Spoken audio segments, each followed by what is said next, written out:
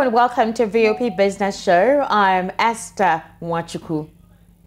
President Bola Tinubu has declared a state of emergency on food security in Nigeria. The presidential spokesman, Dele Alake, disclosed this during a briefing with journalists yesterday. Alake said President Tinubu is not unmindful of the rising cost of food and its effect on the pocket of citizens. According to him, Tinubu has directed that all matters pertaining to food and water availability and affordability as essential livelihood items be included within the purview of the National Security Council. He noted that the directive was in line with the Tinubu administration's position on ensuring that the most vulnerable are supported.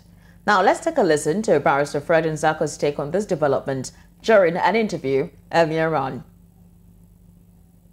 So Barrister, the federal government, in person of President Bola Tinubu, has declared a state of emergency on food security and water availability, and of course put it within the purview of the National Security Council.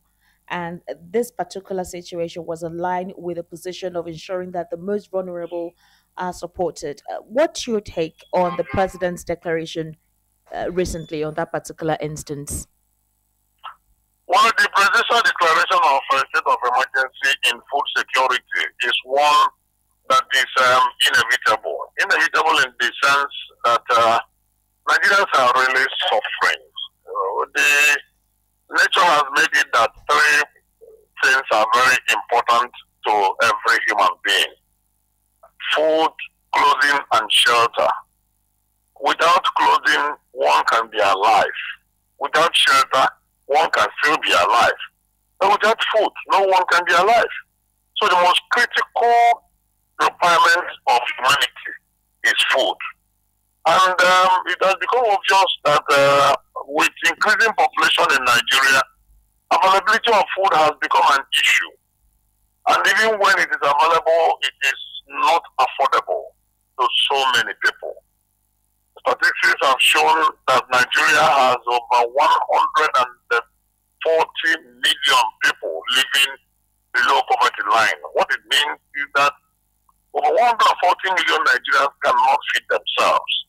So it is a very serious emergency situation that needs very serious measures to ensure that people feed. So it is a move in the right direction. What it means is that every bureaucratic bottleneck, every challenge that has bedeviled affordability and provision of food must be removed from the way so that Nigerians will live. Our black population should not be seen as a burden. All right, but Barrister, we do know that those who are responsible for either food distribution or having to sell, or the farmers themselves, need to make profits. I think at the end of the day, beyond the situation in the country, every person who is going about their business is all about profit.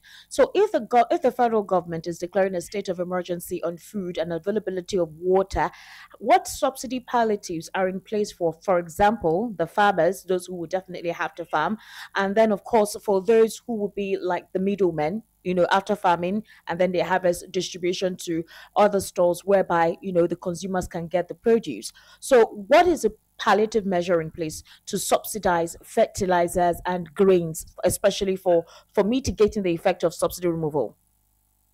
The economic model that we practice in Nigeria is not a welfare-based economic system. It's not a socialist economic system. It is the one we call a laissez-faire economic system, where the private sector is supposed to drive the engine that drives the wheel of economic progress of the country. But in doing that, the government has a responsibility to set the standard, set the policies, and ensure that it moves well and smoothly. Because the private sector is out there to make profit, just like you said, irrespective of whether the venture is agricultural, industrial, or services. Now, when it comes to agricultural venture, government in the past used to be involved when you had river basin development authorities functioning, and then you have the commodity boards functioning, and you have government, even at the level of local government, having tractors for farmers to come and hire and then get engaged in productive. That's what you just said is right. A national commodity board has already been put in place that will review and continuously assess food prices. But the question is that there's a difference between setting up the board and implementing, that is, the functions of this board in terms of regulating, the or moderating the spike and dips in food prices. Now, there's a difference. The board, it should not come before the productivity sector, because the board is not coming to regulate nothing. Well, the challenge we have today is challenge of supply, because the demand is so high but the supply chain is very narrow. And there are so many factors that have caused the narrow supply chain. Insecurity is one, lack of access to finance is another, lack of access to mechanized agriculture is another one. Even the Land Use Act and the way of land utilization is done in Nigeria, these are all factors that bedevil against the supply of food products. So, what is the board coming to do? Yes, the board is good, but what is the board coming to replace? The only essential thing that the board should do is to ensure that the wastages that we see in productive sector is curbed in and ensure that we increase the storage, because during the harvest time, almost 50% of harvested products go to waste, especially in terms of those perishables. A lot of them go to waste. It should be the duty of the board to ensure that such wastages are minimized by increasing our capacity for our storage capacity, so that we can store at harvest times and consume when the harvest is over. For the board to come out and say we are regulating prices, you cannot regulate the prices when the productive sector is private sector driven. Because the only thing the board can also do to the government is to provide them with the fertilizer and other siblings and inputs, and give them access, give the farmers access to finance, access to funding, and secure them when they go to plant in the farmland, in their various farmland. So these are basically what the government should do, and not just to regulate for the sake of regulation. You cannot regulate what you don't have. The private sector is the producing sector, and then the government cannot regulate what they have produced. So the government should buy them off the private sector, store them, and release them, just like we have our strategic gas reserve, and release them when there is scarcity. All right, Barrister Fred, as a precautionary measure or a measure of relief for farmers in terms of funding, right? The president said that the CBN will continue to play a role of funding the agricultural value chain. And of course, he stated that 500,000 hectares of land, that's arable land, will be available for farming. And the idea from all of these measures will be that revenue from food and agricultural exports would be increased. What's your take on this particular, would I say, strategy to implementing this? Well, it is good, but it sounds very elitist and very utopian. The CBN should do that in tandem with not only the commercial banks, but also with the community development associations, with even faith-based organizations, even the local government system, any organization or agency or government or even the private sector that will have access to the downtrodden, the masses, up to the lowest ladder in the society, so that all these things will be available to them. Because one thing is to release the fund, another thing is for the fund to get to the people that the funds are taking them for. That is the challenge. If you now say, oh, CBN will do so, fine. It is the procedure, the modalities that will worry everybody, and then we have to be sure that it is done well, so that the funding, the access gets to the people, and then the value chain will not be broken along the line on account of by rent seekers and middlemen, even financial middlemen who would want to even to make profit from the funding given by the government through the CBN. So well handled the desired impact.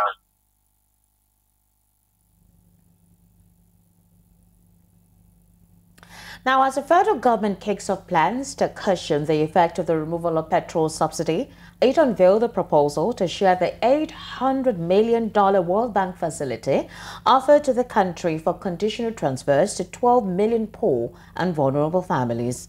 Now, each of these families will get 8,000 naira monthly for 6 months. Details of this plan were, however, made available by the House of Representatives Deputy Speaker Benjamin Kalu recently. Kalu spoke after the lawmakers approved the arrangement. The House also approved the reorder of the 819 billion naira 2022 Supplementary Appropriation Act, granting President Bola Tinubu's request to spend 500 billion naira of it on palliatives. The details of the spending have not been made available yet. Also responding to this development is Barrister Fred Nzako during an interview earlier on. Let's take a listen to him. What has happened to the savings supposedly made by government by removal of subsidy, which you said rightly about 400 billion, and in a month, I think the government has explained their own precarious situation, because prior to the removal of the subsidy, NNPC claimed that the federal government was owing them about 2.3 trillion naira. So even the 800 billion saved was not plowed into government coffers. It was retained by NNPC as a kind of partial trade-off for the debt owed. So in effect, the money did not enter the government coffers. So government really still needs money to implement the palliatives that they had promised the Nigerian people. Well, there was an uproar. There was an uproar when the House approved this particular $800 million cash. And the fact is that the House okaying 500 billion naira request, because it's actually 500 billion naira that the president is actually requesting for. And then plus, the $800 million, that the World Bank was able to offer the country on conditional transfers. Now, 12 million poor and vulnerable families. This is what I need you to help me break down the indices. 8,000 naira monthly for 6 months. There are details on how those plans would go. But the question is, how do we see this actually taking place? That's one. Number two, who would be in charge of enforcement, implementation, and monitoring to ensure that the poorest of the poorest will indeed actually have access to these funds? Number three, what data are they going to use to determine who is the poor of the poorest? That's basically the question that Nigerians want to know. Many Nigerians have criticized that conditional cash transfer because it is not different from the charade that we saw under President Muhammad Buhari, whereby there was this conditional cash transfer that was not accounted for, and through the Office of Ministry of Humanitarian Services and Disaster Management. Also, the federal money that the Vice President Office continue to distribute, and up to today, Nigeria did not see the impact or the effect of that. And based from the experience that Nigerians have had, Nigerians have criticized this same approach. And they also have criticized such approach in the sense that going by the prices of goods and services in the country today, Nigerians felt that 8,000 naira is nothing to a family, a household that is said to be poor. But then some people also argue on the other side that very poor, chronically poor people will really have some sign of relief even if they have such an amount. But the major challenge is, how do we, in the first instance, how do we identify those poorest of the poor? That is one. And two, how transparent will such distribution be? And three, how would you continue to give them handout instead of teaching them how to fish? Instead you're giving them fish that is not even enough to take them for a week. So I just feel that government should wear a thinking cap and come up with better policy, better program instead of this conditional cash transfer, because of the experience of the past. The past regime did not do and handle it well, and we cannot go back to a system that does not produce any results. Those are the challenges. But I believe that if we can kill corruption tendency in our system, if we can kill the greed and avarice on the side of those in authority, especially those who are supposed to handle this bailout to the people, then we should be able to reach out to these poor ones and do things that will touch their lives. And there are so many ways that can be done, not just by giving them cash, because I can tell you that no matter how government tries to position it, people will continue to be very skeptical about the sincerity of purpose and in the implementation of such. So it is better to give the people things that will very easily touch their lives, instead of saying you are giving them money that will end up in the pockets and in the purses of those who are supposed to give it to them. Now, if the politics will come into it, if you are not a supporter of the ruling party, you will not be reckoned with. If you don't know those who are in authority, you will not be reckoned with. If you don't pledge your loyalty to the people who are writing the names of the poor ones, you will not be reckoned with. All those human factors will now creep in.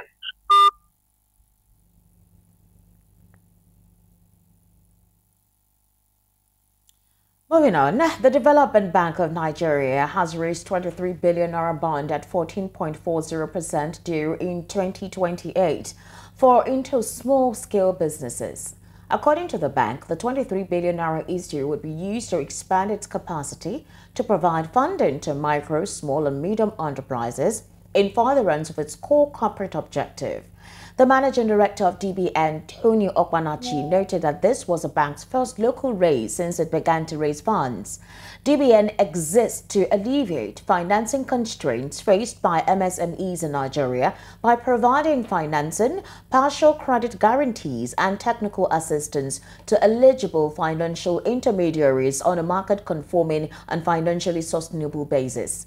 The Executive Director and Chief Financial Officer, Mrs. Ijoma Ozulumba, noted that about 20,000 small businesses were likely to benefit from this fund. She stated that the fund would help institutions have access to finance. She stated further that the rates were affordable and that as the economy improved and interest rates moderated, it would also reflect on the instrument. Elsewhere, the National Bureau of Statistics Capital Importation Report for 2023's first quarter has shown that foreign investments to the manufacturing sector dropped by 35% from $392.5 million in the fourth quarter of 2022 to $256 million in the first quarter of 2022. According to the report, the total capital importation into Nigeria in the first quarter of 2023 stood at $1.1 billion, lower than $1.5 billion recorded in the first quarter of 2022, indicating a decrease of 28%. Now, despite the decrease, capital importation into the production sector ranked second, with 22% share of total investments, while the banking sector recorded the highest inflow of $304.5 million, representing 26.89% of total capital imported in the first quarter of 2023.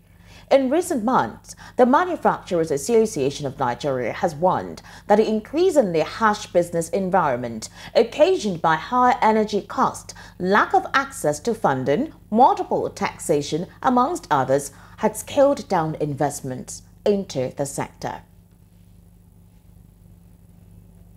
The Central Bank of Nigeria has clarified that the e-naira was not introduced to compete with deposit money banks. Mr. Joseph Angaye, a deputy director at the CBN, made the clarification at an e-naira sensitization forum on the campus of the University of Abuja. He said that officials of the Apex Bank were on the campus as part of the bank's efforts to promote the e-naira adoption in tertiary institutions across the nation and foster an environment where it would be a preferred option in transaction. The Nigerian Midstream and Downstream Regulatory Authority, NMDPIA, says the new gas pricing template will be released soon. Farouk Ahmed, Chief Executive Officer of NMDPIA, disclosed this at the launch of the Decade of Gas Secretariat in Abuja.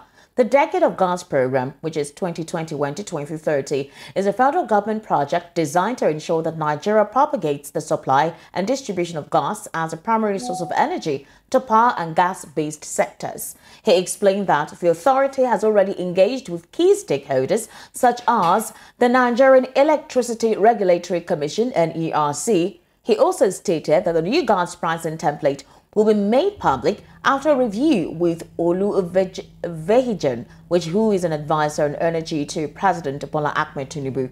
Now, on her part, Vehijan said the development of gas is a priority for the current administration.